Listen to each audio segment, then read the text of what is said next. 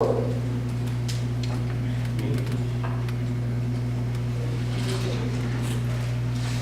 I hear it? What is the meaning of the text? What does the text mean? So when you prepare a Bible study, or when the minister prepares a sermon, or perhaps even when you are reading a text devotionally, although perhaps when you're reading it devotionally you may not do these steps in quite the same order, you're going to be thinking, what does the text say? What is the intention of the writer? Who is the writer? He's the audience. What were the limitations? You cannot expect the biblical writers to talk about space travel, or artificial intelligence, or the Human Genome Project, these kind of things. That was not a part of their experience. And you're going to try to put all that together and say, now, what does this text really mean? What does it mean? What does it mean to me? What does it mean for the church? What does it mean for our society and our culture and our world? And then you're going to make what we call a hermeneutical bridge. You've got to move from the biblical world to the world in which you live in the 21st century, in time and in the cultural context in which you live in space. Now, all of you here, except for a couple of people who are not Taiwanese, but we have all been part of the Taiwanese context and consider ourselves Taiwanese. All are Taiwanese American. You have a unique language. You have a unique cultural experience. You have a unique political experience. You have a unique social experience, a particular family structure. All of these kinds of things that are different, let's say, than if we go back to Florida and go to Geneva Presbyterian Church, which is 100% Caucasian except for a couple of African Americans and my dear wife. They have a different understanding, a different cultural experience, a different linguistic background, a different way of functioning in the church. And yet we're both Presbyterian. We're part of the same denomination, but the cultural experience makes it very different. So the contemporary application of some of these texts may be somewhat different. And therefore you have to think about that. What is that contemporary application? So the Apostle Paul, let's just take him as an example. He was familiar with the Hebrew text. He didn't have a New Testament in his day. The New Testament had not been written. So the primary text that Paul is dealing with is the Hebrew text, and probably also the Greek text, the Septuagint. So he had both of these texts available to him, although I think he probably dealt more with the Hebrew than some with the Greek. All right, that's his text. No New Testament text yet. He wrote the New Testament, part of the New Testament text. Didn't realize it maybe at the time. Okay, then, what's his intention? Who is he speaking to? On the issue of women, he's speaking particularly to a church in Corinth, which was a seafaring port. It was a rowdy place. Lots of prostitutes, lots of drinking, lots of business deals being cut. The town had quite a reputation in its day.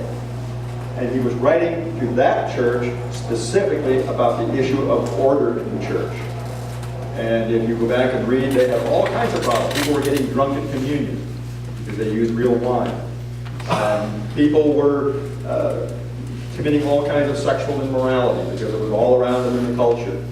Some of the worship services got very rowdy. People would start speaking in tongues, or people would jump up and cause all kinds of trouble. And so he was really trying to bring some order into a very chaotic situation. What were the limitations? He had no experience with the church as we know it today. The idea of even ordination, we talk about women's ordination. Ordination was not even an issue at that point. You don't find the idea of ordination in the New Testament at all. It was something that came later as the church developed and ministers got education and training and so forth. And so he didn't see things the way we did. He came out of that Jewish tradition, as you noticed, but he was moving into the Greek and Roman tradition, and he sometimes had conflicted views. Yes, we're all equal in the church, women and men, slaves and free. We're all the same under Jesus Christ, but slaves obey your masters, women, husband is the head, you follow, etc., etc. So he had a conflict there because he was living in two cultures and the church was just beginning to develop and so on. Now, you put all that together, what does it mean? The passage in Corinthians where he speaks about all of this is really basically about order in the church. How do we maintain order in the church? How do we maintain some structure in the worship services? How do we give some dignity to what we're doing? Now, we make that hermeneutical bridge over time and over space. And for us, it means something different. Women don't need to keep silence in the church anymore. Women can now take positions of leadership. And you even begin to see that in Paul's day, where the Greek women of high social standing had positions in the church. You even began to see this as early as the resurrection. Who were the people who first witnessed to the resurrection of Jesus? It wasn't the disciples. They were terrified. It was the women. And you must never forget that. That was a very important point. And so today, when we have our worship service, you're going to have a woman preacher. Not only can, she's one of those that said, us girls can't. If we would use the word girls, we'd say women. We don't want to use the pejorative term. So that's the steps that we're going to go through. And I would suggest these 5 steps can be very helpful in any time you are studying the biblical text. It can help you to get a grasp of what we're trying to understand and so on. Now, I also want to point out something that's very important. And that is the 3 forms of the Word of God. We think of the living Word of Jesus Christ from the Gospel of John. In the beginning was the Word. Jesus Christ is the living Word. The Word whom we worship, the Word who is our Lord and Savior. But the written Word is Scripture. The Bible is the written Word of God, and it bears witness and tells us the written Word always relates to Jesus Christ. It always witnesses to Jesus Christ, tells us who Jesus Christ is, tells us the importance of Jesus Christ for our life and for the church and for the world in which we live. The proclaimed Word is the sermon, the proclamation of the Word. And in the Presbyterian Church, we make a great deal of that. One of the things we talk about is the ministry of Word and Sacrament. The Word must be faithfully proclaimed. But the Word is always based on Scripture. Always. I remember one time we went to a military chapel in Taiwan, and I couldn't believe it. This chapel, I won't say what denomination he was, but it wasn't Presbyterian, thank the Lord. And he got up, and he had a terrible hangover because they had a ball the night before, and I think he had too much to drink.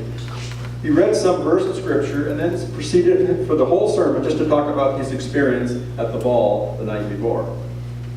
And I thought, this fellow doesn't understand that a sermon is based on Scripture. Always based on Scripture. So when a minister preaches, he or she always reads the biblical text, and the sermon is developed from that text and applied to the situation of the people in the congregation. So there's a dynamic here between the living Word, Jesus Christ, the written Word, which always bears witness to Jesus Christ, the sermon, the proclaimed Word, which is always based on Scripture, and this dynamic, of course, the Word is proclaimed in the church, which is the body of Jesus Christ. And so this Word of God has this threefold dynamic. Now, I think it is a good idea if we move into the discussion here. Or you're going to do a little summary. Yes, I forgot here. She's going to preach. And I don't want her to get too tired before she preaches. I want her to proclaim the Word with power.